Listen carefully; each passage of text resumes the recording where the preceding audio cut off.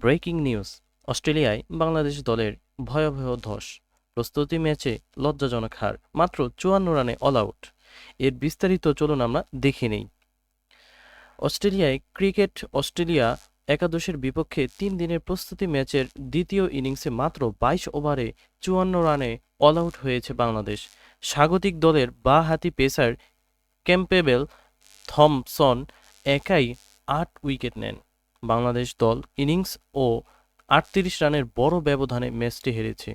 আগামী ১৩ই August test series শুরু হওয়ার আগে এই ব্যাটিং বিপর্যয় দলের জন্য বড় শঙ্কা তৈরি করেছে। ম্যাচের সংক্ষিপ্ত বিবরণ ও পরিসংখ্যান। প্রথম ইনিংসে বাংলাদেশ ২৬৩ রান, মিরাজের সেঞ্চুরি ছিল। জবাবে ক্রিকেট অস্ট্রেলিয়া একাদশ ৩৫৫ রান করে।